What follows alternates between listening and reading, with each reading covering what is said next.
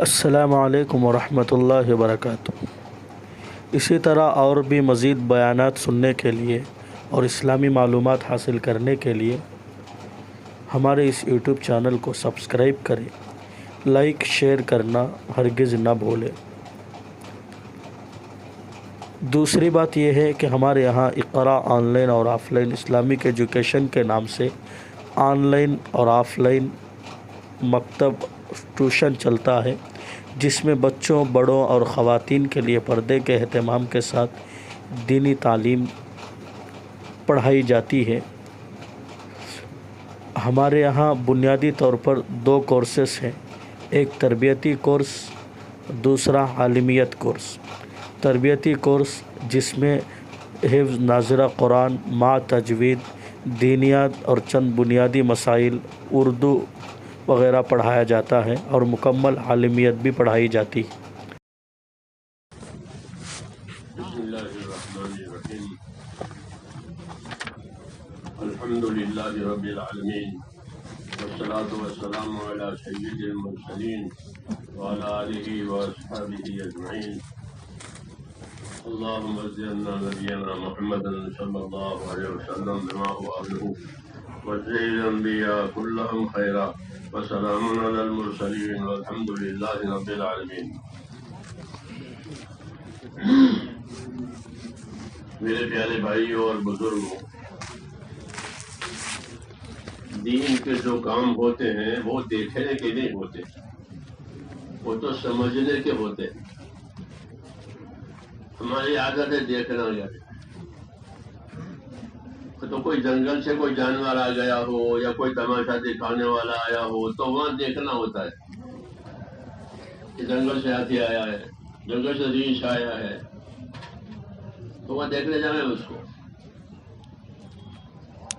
یا کوئی تماشا والا آیا ہے تو وہ دیکھنے جائیں۔ دین میں یہ چیزیں نہیں ہوتی، تماشے نہیں ہوتے، طلب ہوتی ہے، طلب ہوتی ہے۔ جیسے بازاروں میں لوگ جاتے ہیں تو کمائیوں کی طلب کے ساتھ جاتے ہیں، یا اسے بازار دیکھنے نہیں جاتے ہو، چلو بازار دیکھیں، دکان دیکھیں، بلکہ وہ اپنی کمائیوں کی طلب کے ساتھ جاتے ہیں کہ کمانا ہے، اور کمانا بھی ہے، جمع بھی کرنا ہے۔ ہاں، تو ایسے ہی یہاں بھی ہے کہ دین کی جو باتیں ہیں اس کی طلب، اس کے سمجھنے کی کوشش کرنا۔ ہاں، اگر اس کی طلب نہیں ہوگی، اس کے سمجھنے کی کوشش، تو یہ بھی تماشا ہو کے رہ جائے گا کہ بہت بڑا اجتماع ہوا تھا، ایسی باتیں کریں گے پھر وہ بھی بھول جائیں گے۔ تو یہاں تماشا نہیں ہوتا، بلکہ یہاں طلب ہوتی ہے۔ دیکھنے کے لیے نہیں جاتے، سمجھنے کے لیے جاتے ہیں۔ یہاں سمجھنے کے لیے آتے ہیں کہ کیا بتایا جاتا ہے، کیا کہا جاتا ہے، اور ہماری کیا ذمہ داری ہے، یہ سمجھنا ہے۔ اس کے لیے یہ اجتماعات ہوتے ہیں اور مجمع کو جمع کیا جاتا ہے، کیونکہ اللہ نے ہماری زندگی کا مقصد بنایا ہے اپنا دین۔ دین ہے وہ زندگی کا مقصد ہے، اور دنیا جو ہے وہ زندگی کی ضرورت ہے۔ ہاں، دنیا زندگی کی ضرورت ہے۔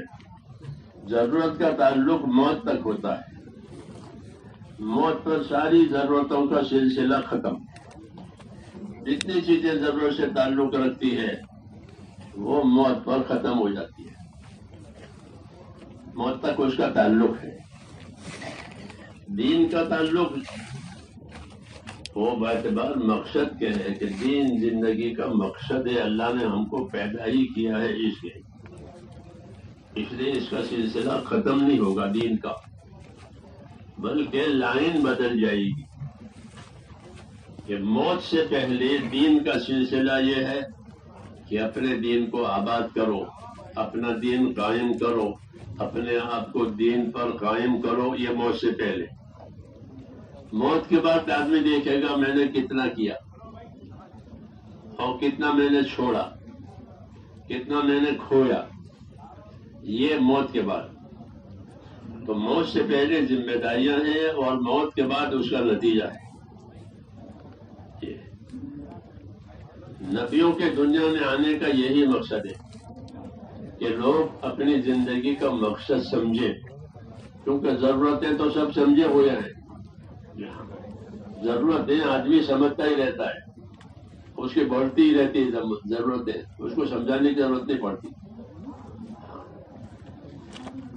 لیکن جو چیز زندگی کا مقصد ہے وہ سمجھانا پڑتا ہے کہ تم کو کیوں پیدا کیا ہے۔ تو جو پیدا کرے گا وہ پیدا کرنے کا مقصد بتاوے گا۔ جب آدمی کوئی چیز بناتا ہے تو وہ اس کا مقصد بتاتا ہے کہ یہ چیز اس لیے بنی ہے۔ دوا بنانے والے دوا کا مقصد بتا کہ یہ دوا آنکھوں کی ہے، یہ دوا کانوں کی ہے، یہ دوا پیٹ کی ہے، اس کے پینے استعمال کرنے کا یہ طریقہ ہے۔ ایسے ہی اللہ تعالیٰ کہ اللہ نے ہم کو پیدا کیا ہے اور ہم کو دین دیا ہے۔ آپ حضرات کو اللہ تعالیٰ کا شکر کرنا چاہیے کہ اس علاقے میں اللہ تعالیٰ نے آپ کو اس کام میں آگے کیا ہے۔ لوگ آپ کو اس کام کی نسبت سے پہچانتے ہیں، یہ جماعت کے لوگ ہیں، جماعت کے لوگ ہیں، یہ کام کرنے والے لوگ ہیں، یہ پرانے لوگ ہیں۔ یہ نسبتیں قائم ہوتی ہیں کام کرنے کی وجہ سے۔ اس پر اللہ تعالیٰ کا شکر کرنا چاہیے اور دین کے تمام کاموں کو شکر کے مزاج سے کرنا چاہیے۔ تمام نبیوں نے دین کے کاموں کو شکر کے مزاج سے کیا ہے کہ اللہ نے ہم کو یہ نعمت عطا فرمائی ہے، اللہ نے ہم کو نوازا ہے، تو ہم کو اللہ کے کام میں آگے رہنا چاہیے، آگے بڑھنا چاہیے، زیادہ کرنا چاہیے۔ کہ نبیوں نے دین کے کاموں کو شکر کے مزاج سے کیا ہے۔ افلا اکون عبدا شکورا، حضور صلی اللہ علیہ وسلم فرماتے تھے کہ کیا میں خدا کا شکر گزار بندہ نہ بنوں؟ اللہ نے مجھ کو ایسا دیا ہے، ایسا دیا ہے، ایسا دیا ہے، ایسا بنایا ہے، تو کیا میں اس کا شکر گزار بندہ نہ بنوں؟ یہ ہے صحیح طریقہ کہ ہم دین کے کاموں کو اللہ کے شکر کے مزاج سے کریں، بوجھ سے نہیں یا جان بچانے کے ذہن سے نہیں، بلکہ شکر کے مزاج سے کریں کہ مجھ کو اللہ نے نوازا ہے، مجھ کو اللہ نے یہ توفیق دی ہے، تو میں اس کو کروں اور اس میں آگے رہوں۔ دین کے کاموں میں اللہ تعالیٰ کو سبقت اور آگے بڑھنا پسند ہے، سستی پسند نہیں ہے کہ کوئی سستی نہ کرے دین کے کام میں، سستی نہ کرے۔ سستی بلا ہے کہ سستی کا نتیجہ محرومی ہوتا ہے، کہ آدمی سستی کرے تو وہ محروم ہوتا ہے۔ سستی کسے کہتے ہیں؟ سستی کسے کہتے ہیں؟ سستی یہ نہیں کہ آپ پلنگ پر پڑا رہے، رنگڑایا لیتا رہے، اس کو سستی نہیں کہتے۔ سستی کا مطلب یہ لکھا ہے کہ ایک کام ہے، اس کی ذمہ داری ہے، ذمہ داری پورا کرنے کی طاقت بھی ہے، موقع بھی ہے، پھر بھی نہ کرے، اس کو سست کہتے ہیں۔ ایک کام ہے، ذمہ داری ہے، اس کا موقع ہے، کوئی رکاوٹ نہیں ہے، پھر بھی نہیں کرتے، اس کو کہتے ہیں سست۔ اسے سست کہتے ہیں۔ یہ ذمہ داری ہے، موقع ہے، کوئی رکاوٹ نہیں ہے، پھر بھی نہیں کرتے۔ جیسے پہلی صبح نماز پڑھ سکتے ہیں، نہیں پڑھتے، پھر کیا رکاوٹ ہے؟ کہ کوئی رکاوٹ نہیں ہے، کوئی منع نہیں کرتا کہ مت آؤ، انتظار سے نماز پڑھو، انتظار سے نماز پڑھو، نہیں پڑھتے۔ کوئی منع کرتا ہے کہ بیٹھ کے پہلے مت آؤ، اس کو سستی کہتے ہیں۔ ایک کام ہے، اس کی ذمہ داری ہے، اس کا موقع ہے، کوئی رکاوٹ نہیں ہے، پھر بھی نہیں کرتے، اسے سستی کہتے ہیں۔ سمجھ میں یہ بات؟ سستی کا جو نتیجہ ہوتا ہے وہ محرومی ہوتی ہے۔ آدمی اپنی سستی کی وجہ سے محروم رہتا ہے، موقع اس کے ہاتھ سے نکل جاتے ہیں۔ اس لیے کام کرنے والوں کو اس سے بچنا چاہیے کہ وہ کام میں سستی کرے. دوسرا کہ کام میں تصویف منع ہے. تصویف کے معنی یہ ہے کہ ابھی نہیں بعد میں کریں گے، آج نہیں کل کریں گے، رمضان کے بعد کریں گے، عید کے بعد کریں گے، حج کے بعد کریں گے. اس کو تصویف کہتے ہیں. یہ بھی شیطان سکھاتا ہے، دین کے کاموں میں بھی سکھاتا ہے، دوسرے اور بندوں کے کاموں میں بھی سکھاتا ہے. تصویف ابھی نہیں بعد میں، آج نہیں کل. کسی کا حق ہے کہ بھائی اس کا حق دے دو،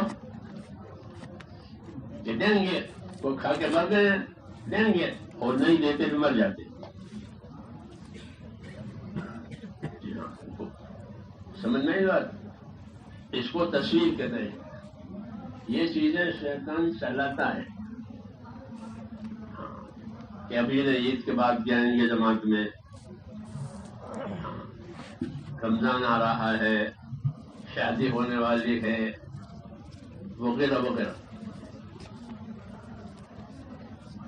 ایسے کسی کا حق ہے، کسی کا مال باقی ہے، پیسے باقی ہے، دینے کی طاقت بھی ہے، وہ دیتی نہیں ہے،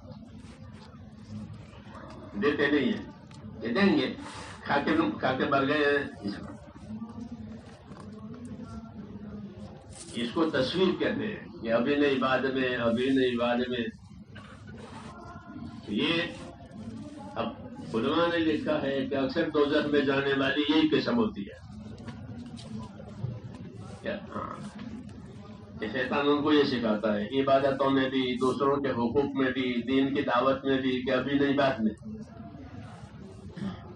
اکثر اہل النار اہل التصویف، کہ اکثر دوزخ میں جانے والے یہ لوگ ہوتے ہیں کہ ابھی نہیں بعد میں، ابھی نہیں بعد میں. وہ موقع ان کے ہاتھ سے نکل جاتا ہے. زندگی باقی رہتی ہے، موقع چلا جاتا ہے. بعد مرتبہ زندگی میں موت ہی آ گئی تو دونوں باتیں ہوتی ہیں. اس لیے انبیاء کرام کی صفت اللہ تعالیٰ نے یہ بتائی ہے کہ انہم کانوا یسارعون فی الخیرات ویدعوننا رغبا ورہبا وکانوا لنا خاشعین. یہ نبیوں کی صفتیں ہم کو بتائی ہے کیونکہ ہمارے جن میں نبیوں کا کام ہے. اس لیے میرے بھائیوں اس کام کو سمجھنے کی بہت ضرورت ہے. خالی چلنے پھرنا کافی نہیں ہے. خالی چلنا پھرنا کسی کام میں بھی کافی نہیں ہے. لوگ بازار تک جائیں آئیں تو کما لیں گے، کمائیں گے کہ بازار جاؤ بازار آؤ، بازار جاؤ بازار آؤ. ہوگی کمائی؟ بولو کہ نہیں ہوگی. کہ بازار جانا بھی ضروری ہے، پھر بازار میں جو کچھ کرنا ہے اس کا سیکھنا کرنا ضروری ہے. جب اس کو سیکھ کر کریں گے تو بازار کا نفع ہوگا. بند کرو وہ لوگ. سیکھا نہیں ہے یا سیکھا ہے اور کیا نہیں ہے تو کیسے کام چلے گا؟ اس لیے اپنے اندر اس کام کی سمجھ پیدا کرنی ہے. جیسے دنیا کے کاموں کو سمجھ کر کرتے ہیں، یا بے سمجھے کرتے کوئی. سمجھ میں نہیں آ گئے تو ہر لائن کے سمجھنے والوں کے پاس جاتے ہیں. سرکاری کام آیا تو وکیلوں کے پاس جائیں گے کہ اس کا کیا کرنا ہے، ہمارا یہ ہو گیا ہے. ہاں، وکیل پیسے لے گا اور سمجھائے گا. پیسے نہیں سمجھائے گا وہ، کیوں کہ اس نے پیسے دے کے پڑھا ہے، اس نے پیسے دے کے ڈگری لی ہے، تو وہ آپ کو مفت نہیں بتاوے گا، اس کی فیس ہے. ہاں جی ہاں، تو لوگ جاتے ہیں پیسے دے کے سمجھتے ہیں. ہے نہیں بات؟ ہاں، کیوں کہ سمجھنا ضروری ہے. اگر سمجھے کام کیسے چلے گا؟ ایسے میرے دوستوں دین کے کاموں کو سمجھنا ضروری ہے. بغیر سمجھے بڑے بن گئے یہ کافی نہیں ہے. کہ بغیر سمجھے بڑے بن گئے، بغیر سمجھے آگے چلے گئے، یہ کافی نہیں ہے۔ حضرت عمر رضی اللہ تعالیٰ عنہ لوگوں کو فرماتے تھے کہ تفقہوا قبل ان تسودوا، اپنے اندر دین کی سمجھ پیدا کرو اس سے پہلے کہ لوگ تمہیں اپنا ذمہ دار بنائیں۔ لوگ آپ کو ذمہ دار بناویں تو اس سے پہلے دین کی سمجھ پیدا کرو تاکہ وہ ذمہ داری صحیح ہو جائے۔ سمجھ نہیں نا بات؟ نہیں تو رواج ہو جائے گا۔ یہ رواج ہے، رواج پر نجات نہیں ملتی، اور رواج پر مقصد بھی حاصل نہیں ہوتا۔ مقصد تو حاصل ہوتا ہے جب کام کی باتوں کو سیکھا جائے۔ اس لیے پہلی بات یہ ہے کہ اللہ تعالیٰ نے آپ کو اس کام میں، اس علاقے میں آگے کیا ہے، آپ اس کام کو اچھی طرح سمجھیں، ہاں اللہ کے راستے میں نکل کر بھی سمجھیں، ہاں ایک دوسرے کی معاونت کر کے بھی سمجھیں، اور اپنے سے زیادہ جاننے والوں کے ساتھ رہ کر کے بھی سمجھیں تاکہ غلط نہ ہو جائے۔ ہاں غلط نہ ہو جائے۔ صرف آنا جانا کافی نہیں ہے جماعتوں میں، وہ تو آنا جانا مدرسے کے طور پر ہے، جیسے مدرسے میں آنا جانا ہوگا تاکہ سیکھے، ایسے یہاں بھی ہے کہ یہ کام ایک چلتا پھرتا مدرسہ ہے۔ یہ کام چلتا پھرتا مدرسہ ہے کہ سیکھ کر آؤ، سکھا کر آؤ، سیکھنے سکھانے کی دعوت دے کر آؤ، یہ ہے تاکہ اس کام کی ترقی ہو۔ سیکھے بغیر جو بھی کام ہوگا وہ غلط ہوگا۔ سیکھے بغیر کوئی بھی کام کرے گا تو وہ غلط ہوگا۔ جی ہاں، اسے دنیا کے کاموں کو لوگ سیکھ کر کرتے ہیں اور دین کے کاموں کو دیکھ کر کرتے ہیں۔ اس کو وضو کرتے ہوئے دیکھا تو یہ وضو کرنے بیٹھ گئے، ہاں ان کو نماز پڑھتے ہوئے دیکھا جو نماز پڑھنے کھڑے ہو گئے۔ دیکھ دیکھ کر کرنے کی عادت پڑ گئی ہے، سیکھ کر کرنے کی بات نہیں ہے۔ حج میں بھی جائیں گے تو دیکھا دیکھی کریں گے، حج سیکھ کر نہیں جاتے، حج سیکھ کر نہیں جاتے، دیکھا دیکھی کریں گے، وہاں جانے جو لوگ کریں وہ کریں گے۔ سمجھ میں آئی بات؟ دعوت کا مقصد سب سے پہلے یہ ہے کہ جہالت دور ہو جائے۔ حضور صلی اللہ علیہ وسلم سے پہلے زمانہ جاہلیت تھا، پھر زمانہ اسلام ہوا۔ کیا مطلب ہے کہ آپ نے جہالت ختم کر دی، تعلیم دے کر کے لوگوں کو دعوت بھی دی، اور جب دعوت قبول ہوئی تو تعلیم دی۔ ایسے ہمارے کام میں بھی ہے کہ دعوت بھی دیں گے، پھر جو دعوت کریں گے ان کی تعلیم ہوگی، ان کو سمجھایا جائے گا، وہ سمجھے گا، پھر وہ دوسرے کے ساتھ کرے گا۔ دعوت اور تعلیم یہ دونوں نبیوں کے خاص کام ہیں۔ کہ حضور صلی اللہ علیہ وسلم داعی بنائے، اللہ نے آپ کو مبلغ بنایا ہے، معلم بنایا ہے۔ ہمارے کام میں بھی یہی ہے کہ ہم اس کام کو سمجھیں اور سیکھیں۔ ہاں نکلنا سیکھنے سکھانے کے لیے ہے، نکلنے سے سیکھنا سکھانا حاصل ہوگا کہ اپنے سے نہ جاننے والوں، اپنے سے زیادہ جاننے والوں کے ساتھ جانا، اور پھر اپنے سے نہ جاننے والوں کے پاس جانا۔ اپنے سے زیادہ جاننے والوں کے ساتھ جائیں گے تو سیکھیں گے، پھر ان لوگوں کے پاس جائیں گے جو نہیں جانتے ہیں تو ان کو سکھائیں گے۔ یہ مقصد ہے کام کا، یہ مقصد ہے کام کا۔ اس سے کام صحیح روپ پر آئے گا کہ سیکھتے بھی ہیں، سکھاتے بھی ہیں، سیکھنے سکھانے کی دعوت دیتے ہیں، یہ تو اصلی کام ہے۔ اور اگلی بات یہ ہے کہ اپنے اندر استقامت پیدا کرنا ہے۔ کیا پیدا کرنا ہے؟ استقامت پیدا کرنا۔ استقامت کا مطلب یہ ہے کہ اپنے کام پر اور دین کے کام پر قائم رہو، کبھی کرے کبھی نہ کرے یہ نہیں، قائم رہو اس پر۔ جیسے تعمیر پہ ہوتی ہے تو اینٹ پر اینٹ، اینٹ پر اینٹ، اینٹ پر اینٹ، یہاں تک کہ پورا ہو۔ ایسے کرتے ہیں، پہلے نقشہ بنائیں گے، پھر اینٹ پر اینٹ، اینٹ پر اینٹ، پھر مکان تیار ہو جائے گا۔ تو یہاں چنائی کرے، وہاں چنائی نہ کرے، وہاں کرے، یہاں تو یہ مکان تیار ہوگا، اس میں وہ رہے گا. کیوں کہ اس کو بنایا ہی نہیں ہے پورا.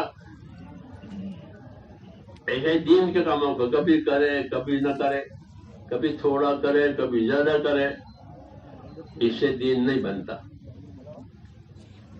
بلکہ دین استقامت کے ساتھ بنتا ہے، پابندی کے ساتھ.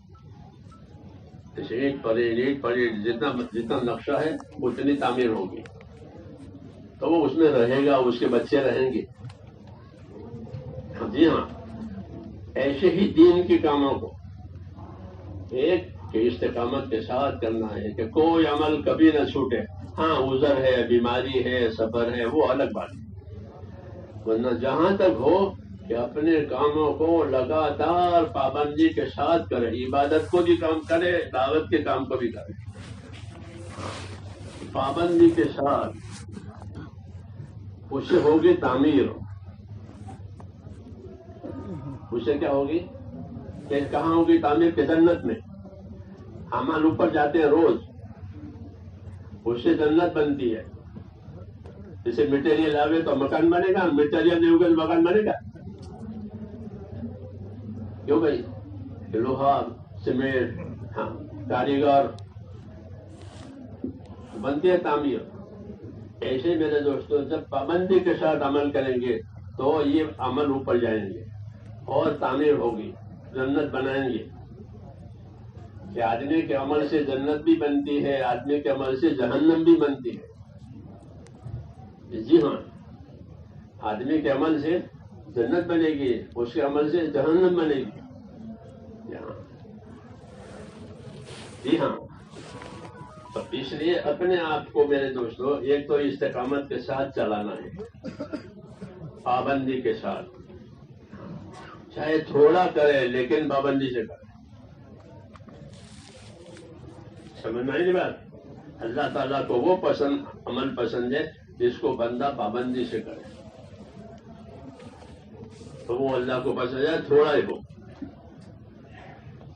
لیکن جس کام کو شروع کیا کہ اس کو آخر تک لے گئے، تو ایک تو ہمارے کام میں استقامت ہے، عبادت میں بھی استقامت، نماز، روزہ، زکوٰۃ، ذکر، تلاوت، اس میں بھی استقامت. روز کرے، کیونکہ عمل اس کو کہتے ہیں جس کو آدمی روز کرے، اس کو عمل کہتے ہیں. عمل کا معنی کام. آپ اپنے کام پر جاتے ہیں، نوکری پر جاتے ہیں. کہاں جاتے ہیں؟ کام پر جاتا ہوں. کام پر جاتا ہوں، وہ کام تو روز کرتا ہے اس کو. جی ہاں، تو عمل اس کو کہتے ہیں جس کو آدمی روز کرے، نفع نقصان کو سامنے رکھ کر.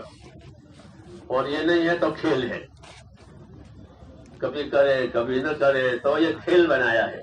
جیسے کھلاڑی کبھی کھیلتا ہے، کبھی جیت نہیں جاتا تو نہیں کھیلتا، کبھی تو نہیں کھیلتا. تم کھیلو. تو کہتے ہیں اپنے دین کو کھیل نہ بناؤ، اپنے دین کو کھیل نہ بناؤ، اپنے دین کو مقصد بناؤ. یہ تو میری زندگی کا مقصد ہے کہ ہر آدمی کے سامنے اس کا دین انسانی شکل میں آئے گا. قبر میں مرنے والا ایک آدمی کو دیکھے گا بہت خوبصورت اور بہت اچھا، اور اس کے ساتھ جی لگتا ہے مرنے والے کا. تو وہ پوچھے گا آپ کون ہو؟ آپ بہت اچھے لگتے ہو، میرا جی لگتا ہے آپ کے ساتھ، آپ کون ہو؟ تو وہ کہے گا کہ میں آپ کا نیک عمل ہوں اور آپ کے ساتھ رہوں گا جب تک کہ آپ کو رحمت میں نہ پہنچاؤں. سمجھ میں ہی نہیں بات؟ اور ایک آدمی ہے کہ وہ قبر میں کسی آدمی کو دیکھتا ہے جیسے وہ گھبراتا ہے، اس کی صورت سے، اس کی شکل سے اس کو گھبراہٹ ہوتی ہے. تو پوچھا آپ کون ہو؟ مجھے آپ سے بہت گھبراہٹ ہوتی ہے کہ میں آپ کا برا عمل ہوں. جی ہاں، ایک شکل دی جائے گی. جی ہاں، ایک شکل دی جائے گی. اس کو قرین کہتے ہیں. بئس القرین، برا ساتھی، کہ برا عمل برا ساتھی. تو اس لیے میرے بھائیوں استقامت اس لیے پیدا کرنی ہے کہ وہ عمل قائم ہو جائے پورا. تو ہماری زندگی کی ایک ذمہ داری یہ ہے کہ ہم اپنے اندر استقامت پیدا کریں، پابندی سے کریں. اللہ تعالیٰ نے پابند ہونے کا حکم نبی کو بھی دیا ہے اور امت کو بھی دیا ہے کہ نبی بھی اپنے کام پر پابند رہو. حالانکہ نبی تو ہے ہی پابند، وہ تو اسی کام کے لیے آیا ہے، تو اس کو بھی پابندی کا حکم دیا ہے. فاستقم کما امرت ومن تاب معک، کہ اے نبی آپ دین کے کام پر قائم رہو، آپ بھی قائم رہو، اور جو آپ پر ایمان لائے ہیں کفر سے توبہ کر کے وہ بھی. تو ایمان والوں کو بھی پابندی کا حکم دیا ہے، نبی کو بھی پابندی کا حکم دیا ہے. اس لیے اپنے اندر یہ بات پیدا کرنی ہے. ہمیں کوئی گروپ نہیں بنانا ہے. تبلیغی جماعت گروپ کا نام نہیں ہے، بلکہ یہ تو امت کا کام ہے. پوری امت یہ کام کرے گی اور پابندی کے ساتھ کرے گی. عبادت میں بھی پابندی کرے، دعوت کے کام میں بھی پابندی کرے، تو وہ عمل زندہ ہوگا اور عبادت کا اثر ہوگا. جی ہاں، کہ اپنے اندر پابندی کے اس کا ایک حکم ہے. استقامت کا تعلق ہر آدمی کی ذاتی زندگی سے ہے کہ اپنی ذاتی زندگی میں آدمی پابند رہے. ہاں، دو کام ہے، ایک استقامت، ایک نصرت. ایک استقامت اور ایک نصرت. استقامت کا تعلق ہر آدمی کی ذاتی زندگی سے ہے کہ ہر آدمی اپنی ذات سے اپنے آپ کو اپنے اجتماعی انفرادی کاموں کا پابند بناوے. نمازیں بھی پابندی سے پڑھے، نماز پابندی سے پڑھے. ہماری نماز پابندی سے ہونی چاہیے، کیوں کہ ہم لوگوں کو نماز کی دعوت دیتے ہیں. ہم لوگوں کو نماز کی دعوت دیتے ہیں، ملاقاتیں کرتے ہیں، ہم ان کو نماز کے لیے لاتے ہیں، مسجد میں لاتے ہیں. ہاں، تو ہماری نماز اونچی ہونی چاہیے. ہماری نماز اونچی ہونے سے ہم دعوت دیتے ہیں لوگوں کو. ایسا نہیں کہ وہ تو آگے بڑھ جائیں ہم پیچھے ہو جائیں. جی ہاں، تو اپنے اندر استقامت پیدا کرنی ہے کہ اپنے آپ کو پابند بناوے انفرادی کاموں اعمال کا بھی، اجتماعی اعمال کا بھی. اور جتنی طاقت ہے اتنا کام کرے، طاقت سے اوپر نہ جائے. جتنی طاقت ہے اتنا تو کرے، کیونکہ طاقت ہے اور نہ کرے اس کو سستی کہتے ہیں. سستی منع ہے، جیسے میں نے کہا. تو جتنی طاقت ہے اتنا تو کرنا ضروری ہے. علیکم بما تطیقون، حکم ہے کہ جتنی تمہارے نا طاقت ہے اتنا تو ضرور کرو. اپنی طاقت لگانا، طاقت کے مطابق اپنے کام میں اپنے آپ کو لگانا یہ ضروری ہے. اللہ تعالیٰ کے ساتھ سچائی اور امانتداری کے ساتھ رہنا. اللہ جانتا ہے کتنی طاقت ہے، اللہ تعالیٰ جانتے ہیں کتنی طاقت ہے. تو اپنی طاقت کے مطابق کام کرنا، اس کو استقامت کہتے ہیں. کہ اپنے اندر استقامت پیدا کرو تاکہ کوئی عمل فوت نہ ہو. حضرت عمر رضی اللہ تعالیٰ عنہ اللہ کے راستے میں جانے آنے والوں سے یہ فرماتے تھے کہ اپنے آپ کو خیر کے کاموں کے عادی بناؤ. کیا کرو؟ اپنے آپ کو خیر کے کاموں کے عادی بناؤ. کہ خیر کے کام ہمارے لیے عادت میں آ گئے. جب عادت میں آ گئے تو آسان ہو جاتے کہ بھائی میں تو اس کا عادی ہوں. تو اپنے آپ کو خیر کے کاموں کے عادی بناؤ. اللہ کے راستے میں اس لیے نکالے جاتے ہیں کہ یہ خیر کے کاموں کے عادی بن جائیں. 40 روز تک ایک کام کرے گا تو عادت ہو جائے گی، 4 مہینے تک ایک کام کرے گا تو عادت ہو جائے گی. جی ہاں، تو دین پہلے عادت میں آتا ہے پھر عبادت میں پلٹتا ہے. دین پہلے عادت میں آئے گا. بچے سے نماز پڑھواتے ہیں 7 سال کے بچے سے تاکہ وہ عادت پڑے، اس کو نماز کا عادی ہو گیا. کیونکہ 7 سال سے پڑھتا ہے تو عادی ہو گیا. اب جب بالغ ہوگا تو یہ عادت عبادت ہو جائے گی. اب خدا کی عبادت سمجھ کر پڑھے گا. پہلے ماں باپ کے کہنے سے پڑھتا تھا. تو عادت کو عبادت بنانا، اس لیے فرماتے تھے کہ اپنے آپ کو خیر کے کاموں کی عادی بناؤ. تاکہ یہ مشکل نہ پڑے. ہاں یہ مشکل نہ پڑے. عادی بناؤ اپنے آپ کو, روز کرے. عمل اس کو کہتے ہیں جس کو آدمی روز کرے, اس کو عمل کہتے ہیں. روز نہ کرے تو وہ کھیلے. میری بات سمجھ میں آ رہی ہے نہیں؟ ہاں. اس لیے ایک تو اپنے اندر استقامت پیدا کرنی ہے. دوسری بات یہ ہے کہ اپنی جان مال کو اللہ کی امانت سمجھنا ہے. کیا سمجھنا ہے؟ کہ جو مال اللہ نے دیا ہے, جو اولاد اللہ نے دی ہے, جو حیات اللہ نے دی ہے, تندرستی اللہ نے دی ہے, یہ چیزیں ہمارے پاس اللہ کی امانتیں ہیں, ہماری نہیں ہے. تو کس کی ہے؟ کہ اللہ کی ہے. مولانا محمد یوسف صاحب رحمۃ اللہ علیہ یہ سمجھاتے تھے کہ دعوت اور تبلیغ کی محنت کے ذریعے سے ہم مسلمانوں کو اس غلطی میں سے نکالنا چاہتے ہیں کہ مسلمانوں نے یہ سمجھ لیا کہ جان بھی ہماری, مال بھی ہمارا, اولاد بھی ہماری, جائیداد بھی ہماری ہی ہے. یہ تمہاری نہیں ہے تو کس کی ہے؟ کس کی ہے؟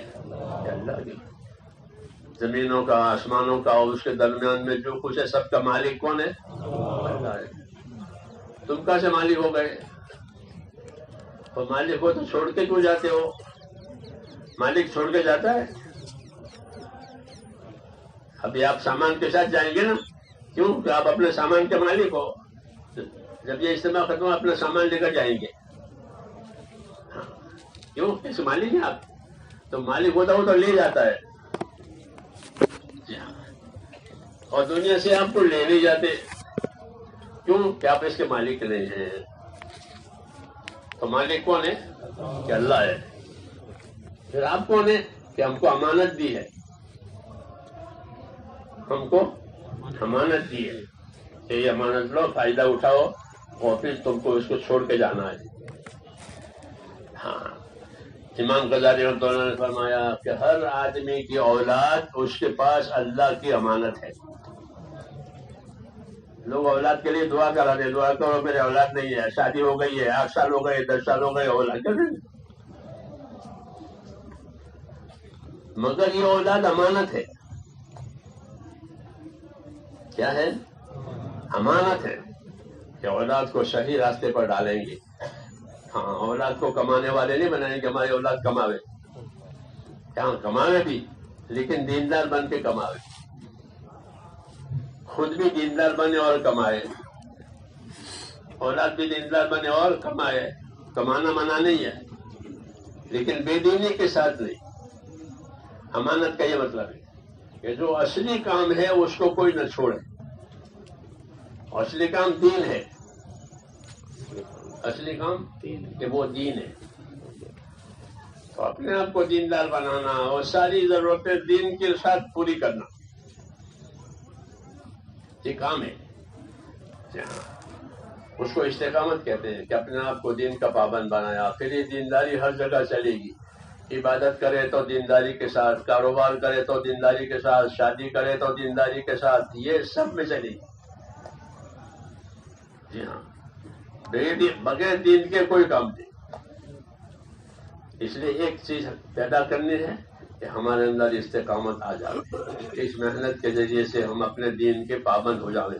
جو فرض ہے اس کو ادا کرنے والے بنے. نماز, روزہ, زکوٰۃ, حج, حلال کمانا, یہ سب فرض ہے. یہ سب فرض ہے. تو استقامت میں یہ ہے کہ جو چیزیں اللہ نے فرض کی ہیں اس کو ادا کریں. جو چیزیں اللہ نے حرام کی ہیں اس سے الگ رہیں, اس سے الگ رہیں. حرام سے بچنے والا سب سے بڑا عبادت گزار ہے. حرام سے بچنے والا سب سے بڑا عبادت گزار. جی ہاں, چاہے وہ زیادہ نفل نہیں پڑھتا, زیادہ عبادت نہیں کرتا, لیکن حرام سے بچا ہوا ہے تو وہ سب سے بڑا عبادت گزار. اتق المحارم تکن عبد الناس. جو چیز اللہ نے حرام کی ہے اس سے تم الگ رہو, پھر تم سب سے بڑا عبادت گزارو. تو ایمان کی محنت کرنے سے ایمان میں ایسی طاقت پیدا ہوتی ہے کہ وہ حرام سے بچا لیتا ہے, فرائض پر قائم کر دیتا ہے. ایمان کہ ایمان میں جب طاقت آئے گی تو وہ ایمان حرام سے بچائے گا اور وہ ایمان فرائض پر کھڑا کرے گا. یہ تو اللہ نے فرض کیا ہے، یہ تو ہم کریں گے. یہ اللہ نے حرام کیا ہے، یہ ہم نہیں کریں گے. ایمان کی طاقت اس لیے پیدا کرنی ہے. اللہ کے راستے میں پھریں گے، ایمان کی دعوت دیں گے، ایمان کے تقاضوں پر چلیں گے اور اعمال کی پابندی کریں گے تو یہ طاقت پیدا ہوگی. سمجھ میں آئی نا بات؟ اور یہ طاقت پیدا کرنا ضروری ہے کہ آدمی دین کے کاموں کو ایمان کی طاقت سے کرے گا، دنیا کے کاموں کو بدن کی طاقت سے کرے گا. دنیا کے کام بدن کی طاقت سے ہوں گے. اگر بدن بیمار ہے تو پھر دنیا کے کام نہیں ہوں گے. تو چلا دنیا کے کام بدن کی طاقتوں سے ہوتے ہیں، اس لیے دین کے کام ایمان کی طاقت سے ہوں گے. ایمان میں طاقت آئے گی تو حرام چھوٹ جائے گا. جب تک ایمان میں طاقت نہ آئے حرام نہیں چھوٹے گا.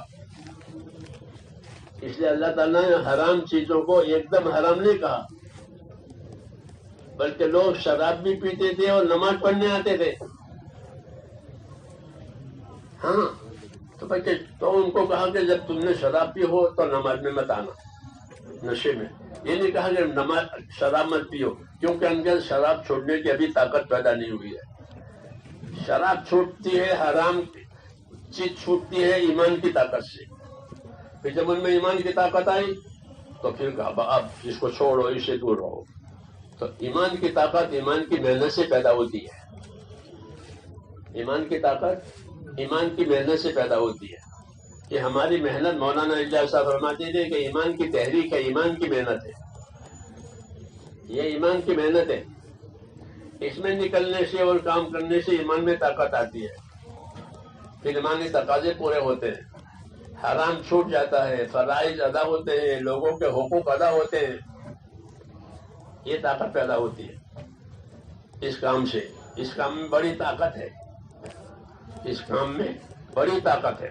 ہاں، محبت اور الفت بھی پیدا کرتا ہے یہ کام. جی ہاں، یہ کام محبت اور الفت بھی پیدا کرتا ہے. دشمنیاں ختم ہو جاتی ہے. ان میں بڑی طاقت ہے.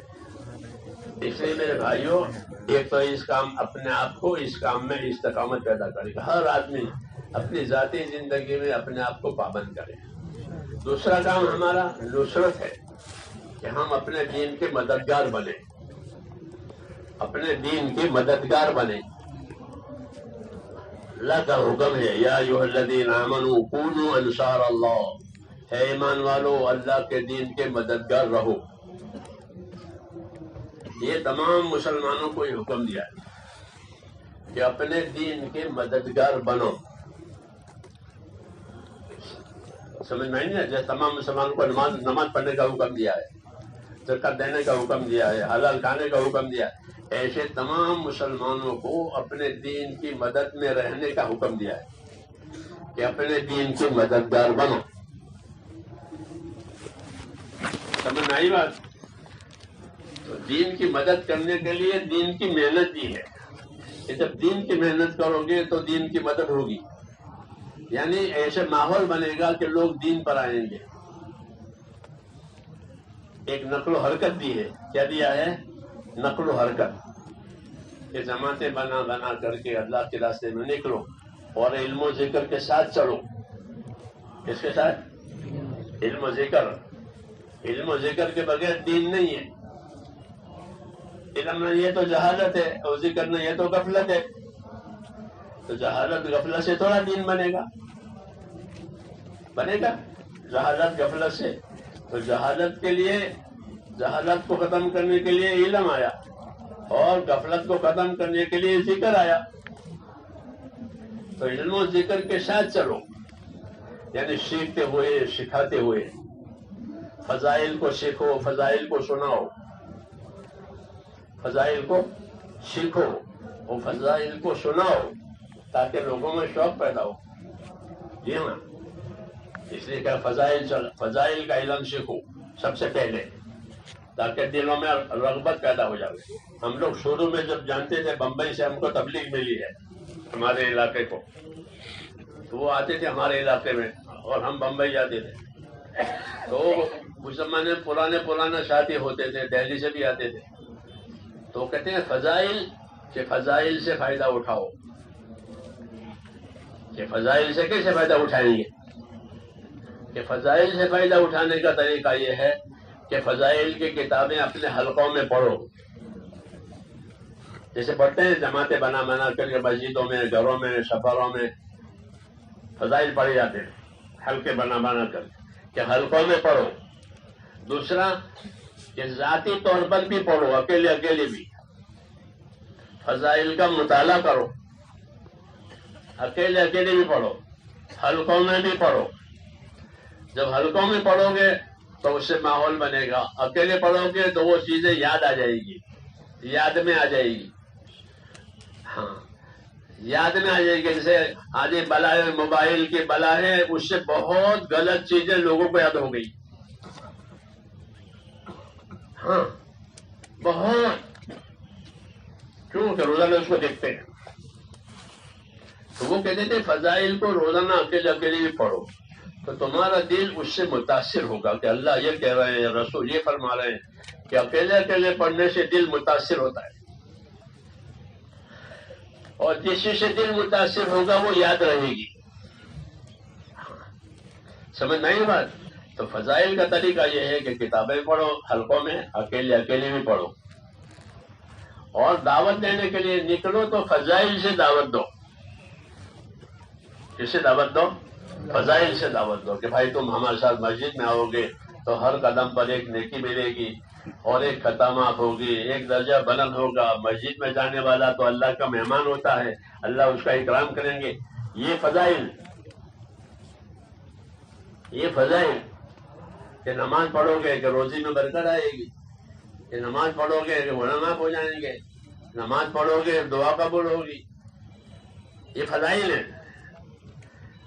کہ اپنی دعوت میں فضائل کو چلاؤ. کیا چلاؤ؟ اس لیے کہا فضائل حلقوں میں پڑھو، اکیلے اکیلے بھی پڑھو تو تمہیں یاد ہو جائے گی وہ چیزیں، موقع پر دعوت دو گے. ہاں جیسے بیچنے والا اپنی چیز سناتا ہے، اپنی چیز دکھاتا ہے، یہ دیکھو یہ دیکھو یہ دیکھو، یہ دعوت ہے اس کی. جی ہاں، ایسے ہم اعمال کی دعوت دیتے ہیں تو اعمال کی دعوت دینے کے لیے اعمال کی فضیلت ہونی چاہیے تاکہ شوق پیدا ہو، شوق پیدا ہو، گناہوں سے خوف پیدا ہو. گناہوں سے بچنے کے لیے خوف ضروری ہے اور نیک عمل کرنے کے لیے شوق ضروری ہے. تو وعدہ وعید کی باتیں اس لیے ہوتی ہیں، اس لیے کہا کہ اس کو پڑھو اکیلے بھی اور مجموع میں بھی اور دعوت بھی اسی کی دو تو اس سے ایک مزاج بنے گا کہ دعوت و تبلیغ کے ذریعے سے امت میں ایمان کا مزاج بنانا ہے. کیا بنانا ہے؟ ایمانی مزاج. ایمانی مزاج، مختلف قسم کے مزاج ہوتے ہیں دنیا میں. ایک مزاج حیوانی ہوتا ہے، ایک مزاج شیطانی ہوتا ہے، ایک مزاج ایمانی ہوتا ہے. ایک مزاج شیطانی، یہ شیطانی ایک مزاج ہے، شیطان کا ایک مزاج ہے. یہ شیطان کا کیا مزاج ہے؟ کہ نہ اچھا کرے نہ اچھا کرنے دے. ہاں شیطان کا یہ مزاج ہے کہ خود بھی نہیں کرے گا اچھا اور دوسرے کو بھی نہیں کرنے دے گا. یہ شیطانی مزاج ہے. ایک حیوانی مزاج ہے، جانور کا مزاج. کہ جانور کا کیا مزاج ہے؟ کہ کھانا پینا، شہوتیں پوری کرنا، خواہشیں پوری لڑنا، یہ جانوروں کا مزاج ہے. تیسرا مزاج ایمانی مزاج ہے. کیا مزاج ہے؟ ایمانی مزاج کہ اللہ رسول کی باتوں پر یقین کرنا اور اپنے آپ کو اللہ رسول کی باتوں کا پابند بنانا، یہ اطاعت کرنا، یہ ایمانی مزاج ہے. یہ ایمانی مزاج ہے کہ دعوت و تبلیغ کے ذریعے سے مسلمانوں میں ایمانی مزاج ہوئے. جیسے صحابہ کا مزاج ایمانی ہو گیا. کیا ہو گیا؟ وَلَكِنَّ اللَّهَ حَبَّبَ إِلَيْكُمُ الْإِيمَانَ وَزَيَّنَهُ فِي قُلُوبِكُمْ. صحابہ سے اللہ کہتے ہیں اللہ تعالیٰ نے تمہارے دلوں میں ایمان کی محبت پیدا کر دی اور ایمان تمہیں اپنے دلوں میں بھلا معلوم ہونے لگا. تو ایمان کا یہ مزاج ہے. اللہ رسول سے محبت ہو جاتی ہے، دین سے محبت ہو جاتی ہے، دین کے کام اچھے لگتے ہیں. یہ ایمانی مزاج. تو اس کام کے ذریعے سے میرے دوستو ہمارا مزاج ایمانی بنے تاکہ اطاعت کرنا آسان ہو جائے. اصل اطاعت ہے اصل مذہب میں اطاعت ہے، اللہ کی، اس کے رسول کی، ذمہ داروں کی اطاعت کرو، اطاعت سے چلو۔ اطاعت کسی کی؟ اللہ کی، اور کسی کے رسول کی، اور کسی کے اپنے ذمہ داروں کی۔ ہاں، گھر میں ماں باپ ذمہ دار ہیں تو اولاد ماں باپ کی اطاعت کرے۔ ایسے ہر لائن کے بڑے ہوتے ہیں، ان کی اطاعت کرنا، جب تک کہ وہ گناہ کو نہ کہیں وہاں تک ان کی بات مت کرنا۔ دین کے کاموں میں بھی کہ اپنے ذمہ داروں کی بات ماننا، اطاعت کرنا۔ اگر اطاعت وجود میں آتی ہے تو ہدایت وجود میں آتی ہے، اطاعت وجود میں نہیں آتی تو ہدایت بھی نہیں ہوتی۔ وَإِن تُطِيعُوهُ تَهْتَدُوا، کہ اگر اطاعت کرو گے تو ہدایت پاؤ گے، صحیح راستہ ملے گا۔ اس لیے مزاج اطاعت والا بنانا ہے۔ نبیوں کا آنا اطاعت قائم کرانے کے لیے ہوتا ہے۔ وَمَا أَرْسَلْنَا مِن رَّسُولٍ إِلَّا لِيُطَاعَ بِإِذْنِ اللَّهِ، کہ ہم نے جب کبھی کوئی رسول بھیجا ہے تو اس لیے بھیجا ہے تاکہ وہ رسول اللہ کے بتانے سے اطاعت پر لوگوں کو لگاوے کہ بھائی میں تو نبی ہوں، داعی ہوں، خدا نہیں ہوں، خدا ہے، میں اس کے پاس سے آیا ہوں دعوت لے کر تاکہ تم کو اللہ کی اطاعت پر لگاؤں، اللہ کی تابعداری پر لگاؤں۔ ہاں، حکموں کو پورا کرنا، سنتوں پر عمل کرنا اور حکموں کو اور سنتوں کو سیکھنا، یہ اطاعت کہلاتا ہے۔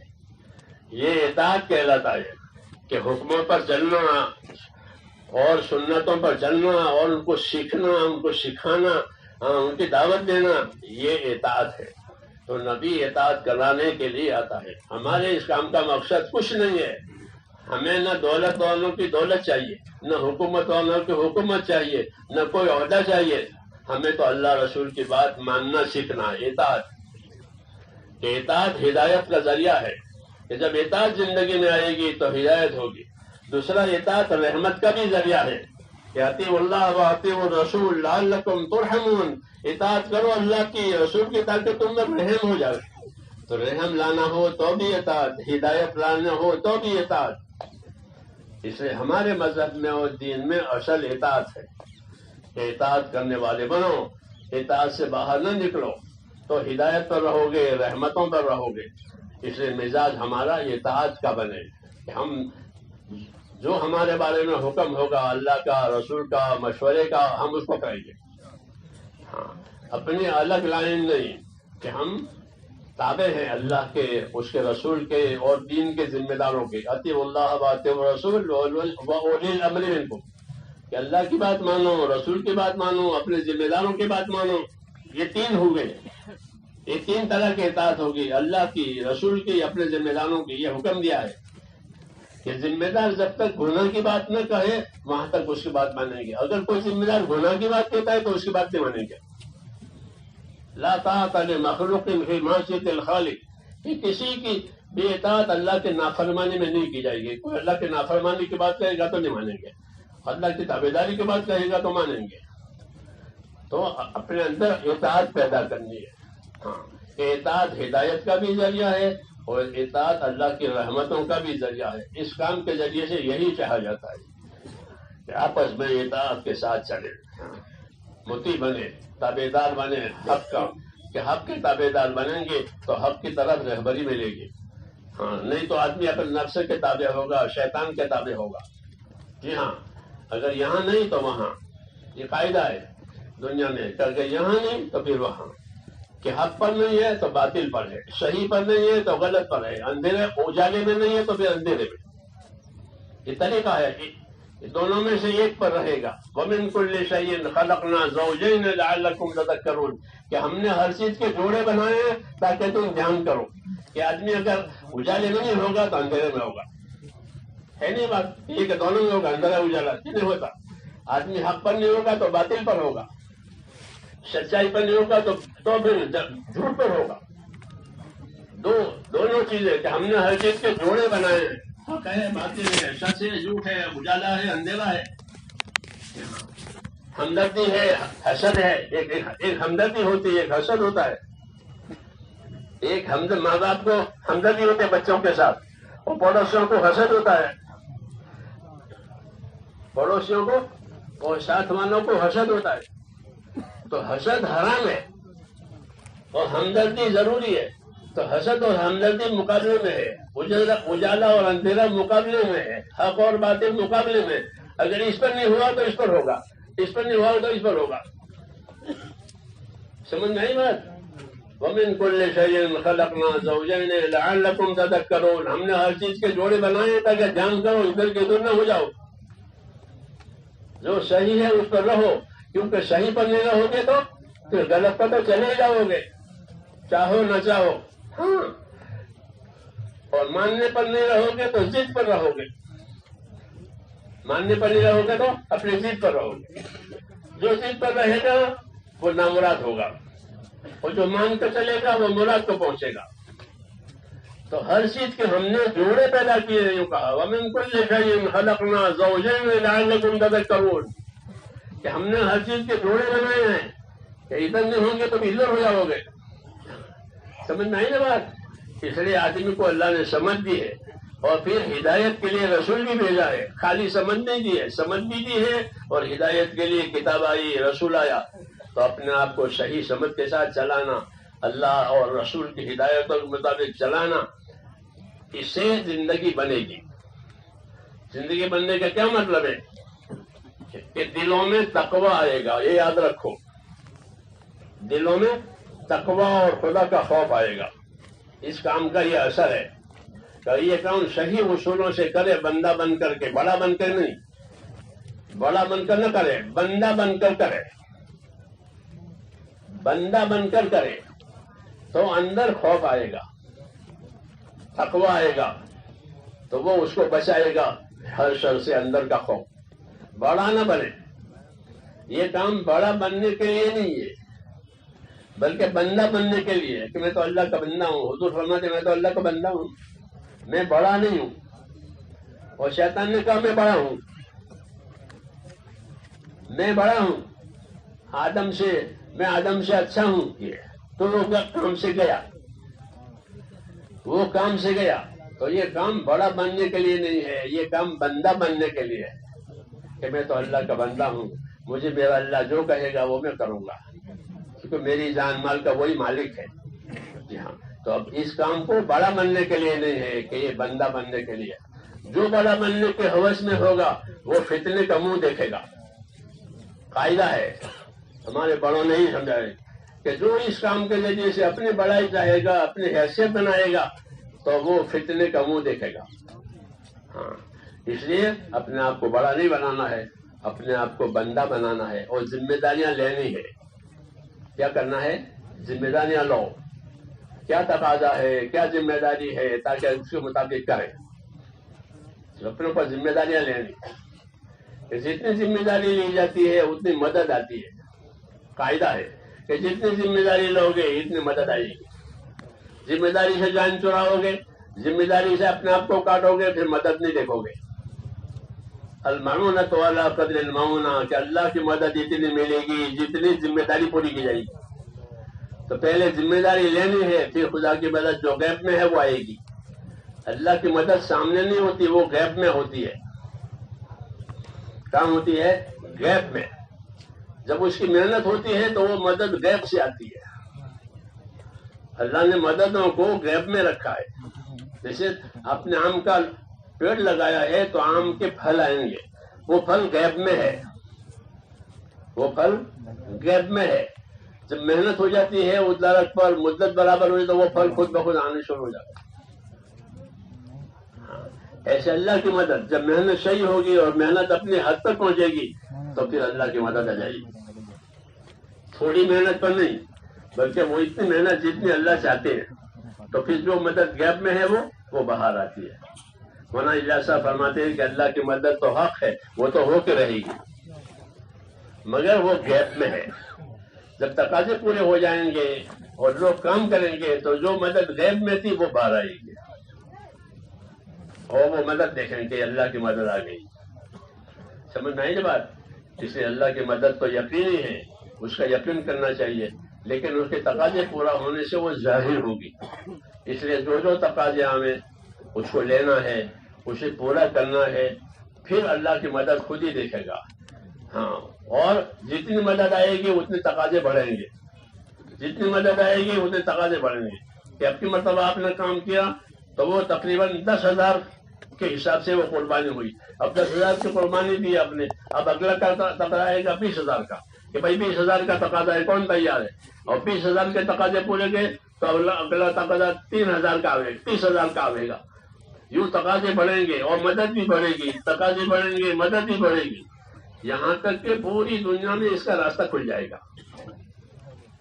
یہ ہوتا ہے پوری دنیا میں, رکاوٹیں ختم ہو جائے گی, دل متوجہ ہو جائیں گے اللہ کی طرف. ہاں, یہی مطلب ہماری مدد کا ہی مطلب ہے کہ لوگوں کے دل اللہ کی طرف ہو جائے, اللہ کی بات ماننے والے ہو جائیں, اور کچھ نہیں چاہتے ہم. ہاں, کہ جب لوگ قربانیاں دیتے ہیں تو دل مائل ہوتے ہیں اللہ کی طرف, پھر لوگ اللہ کی بات ماننے والے ہوتے ہیں, گنہگار توبہ کر لیتے ہیں, اور پرہیزگار جو ہیں وہ آگے بڑھتے ہیں. جو پرہیزگار پہلے سے ہوتے ہیں وہ کام کی برکت سے آگے بڑھتے ہیں, اور جو گنہگار ہوتے ہیں ان کو توبہ ملتی ہے, جو غافل ہوتے ہیں ان کو احساس ہوتا ہے. تو اس طرح ہر ایک کو فائدہ ہوتا ہے, جیسا بارش کے پانی سے سب کو فائدہ ہوتا ہے, ایسے یہ کام کو بنایا گیا. یہ بارش کے پانی کے سب کو فائدہ, سب کا فائدہ بارش کے پانی میں ہے. بارش رک جائے تو پھر پورا ملک پریشان ہو گیا. یہ نہیں کہ کھیتی والے پریشان ہو گئے, کہ سب پریشان ہو گئے, پانی رک گیا آسمان سے.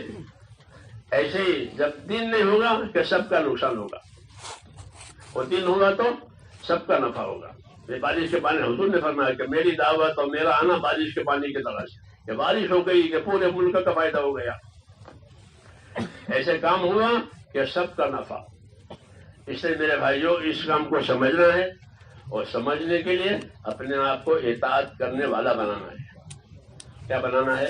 اطاعت سے چلو, اطاعت سے چلو. وَإِن تُطِيعُوهُ تَهْتَدُوا, اطاعت کرو گے تو ہدایت پاؤ گے. ایک تو اطاعت کے ساتھ چلنا ہے, دوسرا اپنی قربانیاں بتانی ہے اللہ تعالیٰ کو. کیا بتانی ہے؟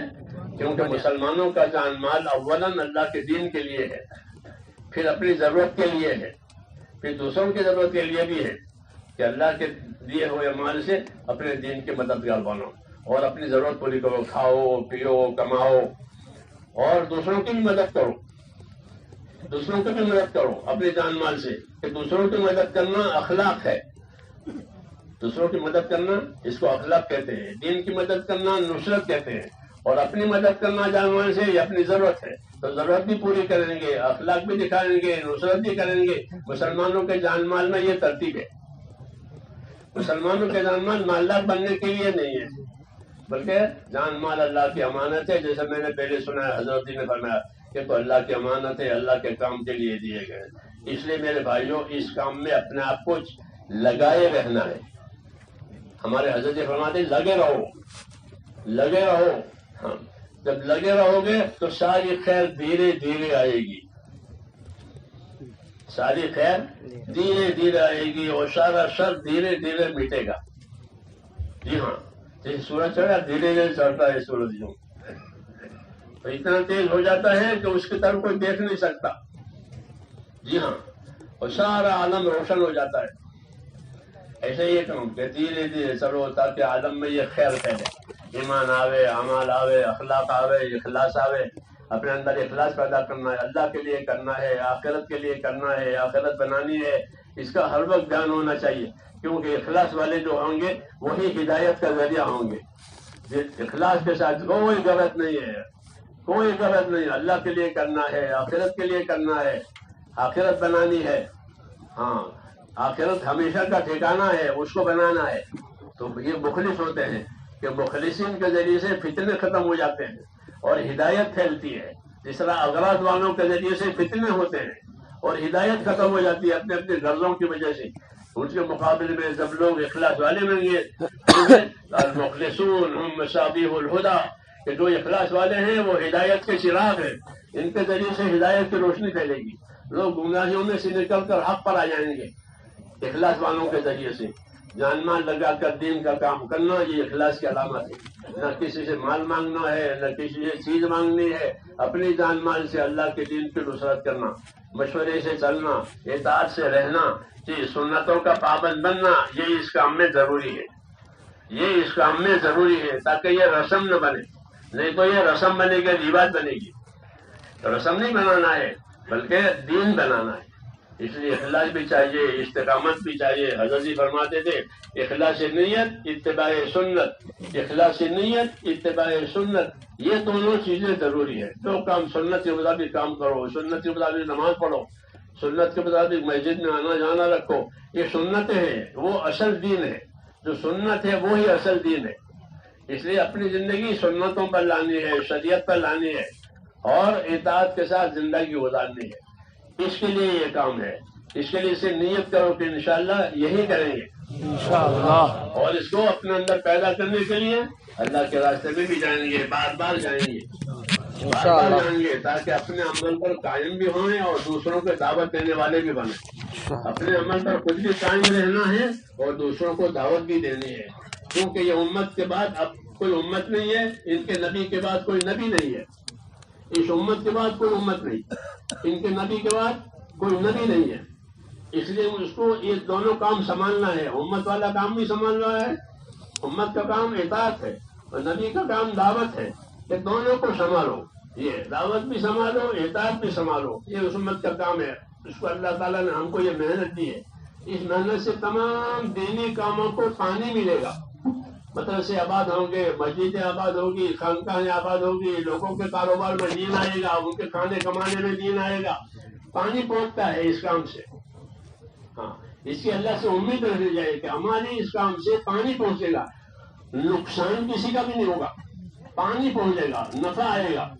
اس لیے میرے دوستوں اپنے آپ کو اس لیے تیار کرنا ہے، اپنی قربانیوں کو بھی آگے بڑھانا ہے، دوسروں کو ساتھ لے کر چلنا ہے، دوسروں کو ساتھ لے کر چلنا ہے۔ ہر پرانا ساتھی اپنے ساتھ نئے ساتھیوں کو تیار کرے۔ حضور فرماتے ہیں کہ 3 دن کی جماعت میں ہر پرانا آدمی اپنے ساتھ نئے آدمیوں کی جماعت بناوے اور مشورے میں رکھے کہ میں نے یہ جماعت تیار کی ہے، جہاں مشورہ ہوگا وہاں جائیں گے۔ تو ہر پرانا ساتھی نئے ساتھیوں کو تیار کرے، لگاوے، تاکہ ایک ایک آدمی کا دین محفوظ ہو جائے دعوت سے اور محنت سے۔ تو اس کے لیے تیار ہے، اور اپنے ذمہ داروں کی طرف سے جو جو تقاضے دیے جائیں ان تقاضوں کو اوڑا جائے، ان تقاضوں کو اوڑا جائے، اس سے کام میں ترقی ہوتی ہے۔ آپ بتائیں اس کے لیے کون کون تیار ہے؟ 4 مہینوں کے لیے نقد کا تقاضا آ رہا ہے، وہ بھی بتائیں۔ جی بھائی، ماشاءاللہ قرآنوں کا مجمع ہے، کافی بڑا مجمع ہے، بہت اطمینان کے ساتھ سب حضرات تشریف رکھے ہوئے ہیں۔ تو جب تک کام پورا نہ ہو جائے تشریف رکھیں، جلدی نہ کریں، اس لیے ابھی اطمینان سے بیٹھے رہیں۔ اور سب سے پہلے اس وقت میں تقاضا ہے کہ ماشاءاللہ بڑی محنتوں کے بعد ایک بڑا مجمع یہاں آیا، اور آپ حضرات نے ماشاءاللہ کام کیا، گاؤں گئے اور ہر جگہ چل پھر کے محنتیں کی، تشکیلیں بھی کی، جس کے نتیجے میں ماشاءاللہ ایک بڑا مجمع اللہ کے راستے میں نکلنے کے لیے تیار بھی ہو کر آیا ہے۔ تو جو مجمع الحمدللہ اس وقت میں نقد چلنے کے لیے تیار